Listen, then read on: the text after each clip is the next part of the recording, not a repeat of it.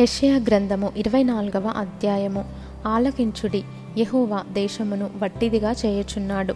ఆయన దాని పాడుగా చేసి కల్లోలపరచుచున్నాడు. దాని నివాసులను చెదరగొట్టుచున్నాడు. ప్రజలకు కలిగినట్టు యాజకులకు కలుగును, దాసులకు కలిగినట్లు యజమానులకు కలుగును, దాసీలకు కలిగినట్లు వారి యజమానురాండ్రకు కలుగును.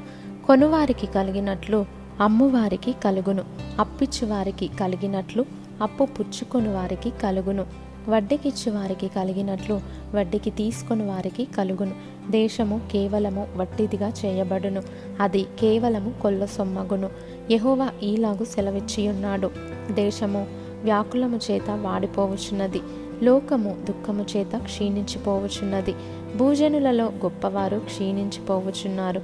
లోక నివాసులు ధర్మశాసనములను అతిక్రమించి ఉన్నారు, కట్టడను మార్చి నిత్య నిబంధనను మీరియున్నారు. దాని నివాసుల చేత లోకము అపవిత్రమాయను, శాపము దేశమును నాశనము చేయుచున్నది. దాని నివాసులు శిక్షకు పాత్రులైరి, దేశ నివాసులు కాలిపోయిరి. శేషించిన మనుష్యులు కొద్దిగానే ఉన్నారు. క్రొత్త ద్రాక్షారసము అంగలార్చుచున్నది, ద్రాక్షవల్లి క్షీణించుచున్నది. సంతోష హృదయులందరూ నిట్టూర్పు విడుచుచున్నారు. తంబురల సంతోషనాదము నిలిచిపోయెను, ఉల్లసించు వారి ధ్వని మానిపోయెను. సితారాల ఇంపైన శబ్దము నిలిచిపోయెను. పాటలు పాడుచు మనుష్యులు ద్రాక్షారసము త్రాగరు, పానము చేయు వారికి మద్యము చేదాయెను. నిరాకారమైన పట్టణము నిర్మూలము చేయబడెను, ఎవడునూ ప్రవేశింపకుండా ప్రతి ఇల్లు మూయబడి ఉన్నది. ద్రాక్షారసము లేదని పొలములలో జనులు కేకలు వేయుచున్నారు. సంతోషమంతయు అస్తమించెను, దేశములో ఆనందము లేదు. పట్టణంలో పాడు మాత్రము శేషించెను, గుమ్మములు విరుగగొట్టబడెను. ఒలీవ చెట్టును దులుపునప్పుడును, ద్రాక్ష ఫలముల కోత తీరిన తరువాత పరిగె పండ్లను ఏరుకొనున్నప్పుడును జరుగునట్లుగా భూమి మధ్య జనములలో జరుగును. శేషించిన వారు బిగ్గరగా ఉత్సాహధ్వని చేయుదురు.